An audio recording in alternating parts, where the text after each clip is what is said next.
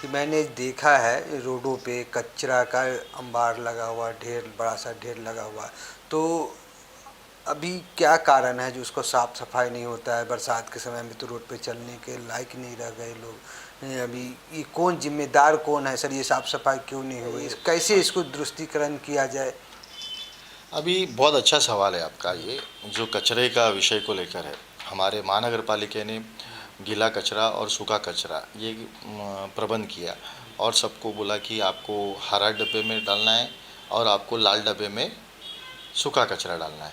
तो गीला कचरा और सूखा कचरा ये जब वर्गीकरण उन्होंने किया तो उसके लिए घरों घर, हर घर पर एक डब्बा पहुंचना ज़रूरी था। वो डब्बा दुर्भाग्यवश नहीं पहुंचा। वो डब्बे कहाँ गए, ये आने वाले मेरे पोल खोल के कार्यक्रम में दिखेगा कि डब्बे कहाँ हैं। रही बात दूसरी कि कचरा, ये कचरा जो साफ़ करने वाला जो विषय है, ये दत्तक बस्ती को कॉन्ट्रैक्ट के माध्यम से हर साल टेंडर करके दिया जाता है।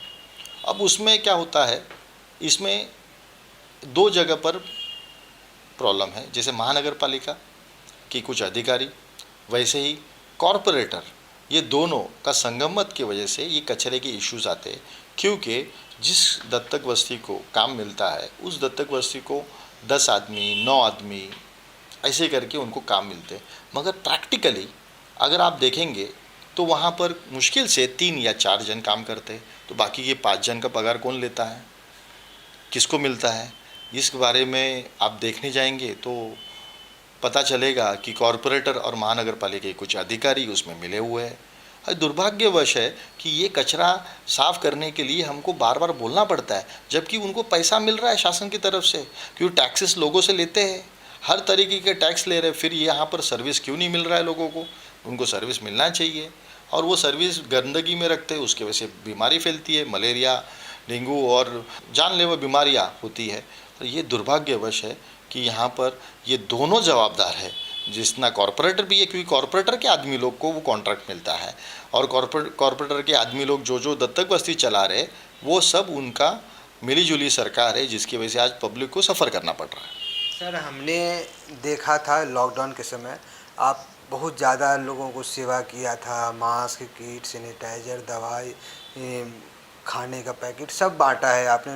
बहुत बढ़ चढ़ के हिस्सा लिया था, लोगों को सेवा किया है। लेकिन इसी समय एक बीच में एक चीज़ और देखने को मिला था, जो भगत सिंह नगर में एक नाला है जहाँ पे नाला के चौड़ीकरण के कारण हो या और भी विषय हो सकता है, लेकिन वहाँ पे काफ़ी सारे घर को तोड़ा गया। सर ये बेसिक मुद्दा क्या है, जाए उसके बारे में भी क्लियर करेंगे सर? कैसा है, ये जो भगत सिंह नगर का आपने जो कहा, ये मुद्दा बहुत ही ज्वलंत मुद्दा है और यहाँ पर तकरीबन 550 घर इफ़ेक्टेड है और ये 550 घरों का एनेक्शर बना हुआ है और मेरे मुताबिक तकरीबन 700 घर इफ़ेक्टेड है इसमें। 700 घर्स, हर एक आदमी आप पकड़ो, एक घर में 4 आदमी के इंसान, ये तकरीबन ये 3000 की लोक संख्या का ये विषय है और बहुत बड़ा विषय। इसका उन्होंने ये किया है कि तकरीबन वो नाला एक 45 फीट का होगा, उसके बाद 20 फुट का रोड दोनों तरफ होगा, जिसकी वजह से ये बहुत बड़ा वाइडनिंग आखिरी टप्पे में शास्त्री नगर नाले के बीम स्टोर रोड के रिपोर्ट के मुताबिक है। मैं मानता हूँ कि बीम स्टोर रोड रिपोर्ट में वो नाला रुंदीकरण का इस तरह से विश्लेषण किया है, मगर ये नाला आ रहा कहाँ से? यहाँ पर 2 नाले तो नहीं मिल रहे, एक ही नाला आ रहा है, सिंगल नाला आ रहा है। सिंगल नाला जब आ रहा है तो उसके 10 फुट छोड़ के तकरीबन एसवी रोड तक वो नाला सिर्फ 18 फुट है, उसका वाइडनिंग का कोई विषय नहीं है। और वो वाइडनिंग नहीं कर रहे क्योंकि वहाँ पर बिल्डिंग है, अमीर लोग हैं, टैक्सेस भर रहे, और गरीब लोग हैं, उनको उठा के फेंक दो, कहाँ भी पटक दो। वोट मांगने के लिए आप हर तरीके से जाएंगे, भाई फलाना ये मेरे कास्ट का है, फलाना वो मेरे कास्ट का है, और ये बोल के सब राजकारण करके उनको बहला फुसला कर ये काम किया जाता है। जबकि इतना 45 स्क्वायर मीटर फीट का जो नाला है और दोनों तरफ 20-20 फीट का रोड, जिसके वजह से डीसेटलिंग के लिए एक तरफ का रोड काफ़ी हो गया, दोनों तरफ का रोड की गरज नहीं है। और ये पब्लिक इफ़ेक्ट हो रही है क्योंकि पब्लिक का रोज़गार और पब्लिक का स्कूल का बच्चे लोग का यहाँ पर ही उनका शिक्षण है, और वो शिक्षा के माध्यम से उनको अगर वाशिना का जाना पड़े तो उनका पूरा शिक्षा इफ़ेक्ट होता है, रोज़गार उनका इफ़ेक्ट होता है। सुप्रीम कोर्ट का जजमेंट है इस पे, हाई कोर्ट का जजमेंट है और सुप्रीम कोर्ट दोनों ने तुलसी पाइपलाइन में बहुत बढ़िया जजमेंट दिया, जिसके वजह से हमने भाई जगताप जी के माध्यम से चहल साहब से चर्चा की। चहल साहब ने भी एक्सेप्ट कर लिया कि ये जो जजमेंट है ये रोज़गार और लोगों के स्कूल इफ़ेक्ट होने जैसा जो जजमेंट है, ये जजमेंट को मद्देनज़र रखते हुए लोगों को प्रबंध करना चाहिए, जल्द से जल्द नज़दीक घर देना। मगर यहाँ पर हमारे यहाँ पर बहुत पॉलिटिकल लोग ऐसे हैं, मतलब एमएलए है, हमारे आमदार है, हमारे कॉरपोरेट है, ये नहीं चाहते कि लोगों को यहाँ पर नज़दीक में घर मिले और उनको यहाँ पर उनका प्रबंध हो। इसके वजह से हम नहीं बोलते कि नाला वाइडनिंग नहीं होना है, नाला वाइडनिंग होना चाहिए, मगर घर उनको जो वाशिना का है वो कैंसिल करते हुए उनको नज़दीक घर मिलना चाहिए, जिसकी वजह से उनका रोज़गार और बच्चे लोग का स्कूल इफ़ेक्ट नहीं होगा। क्योंकि अगर लड़के लोग पढ़ेंगे तो आगे देश बढ़ेगा। और ये सब सोचते हुए हम लोग ने उधर बहुत आंदोलन छेड़ा, अच्छा लोगों का प्रतिशत था। दुर्भाग्यवश उसमें हम सबको कोरोना हुआ।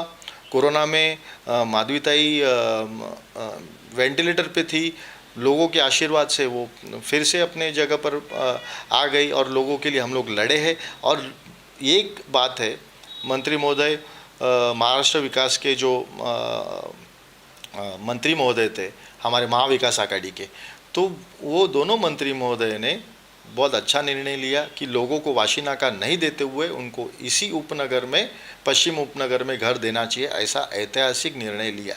अब देखना चाहेंगे कि हमारे एमएलए और अभी आए हुए हमारी सरकार लोगों के लिए क्या हित देखते हैं और कितना उनके बारे में सोचते हैं, ये हम लोग देखना चाहेंगे। क्यों कि जब सरकार थी उस वक्त जब आज़ाद नगर के झोपड़े जो टूटे गए, जो 200 घर टूटे, उसके पहले ऐसा था कि 2019 में एक 17 लोगों को घर अप्पापाड़ा में शिफ्टिंग दिया गया था।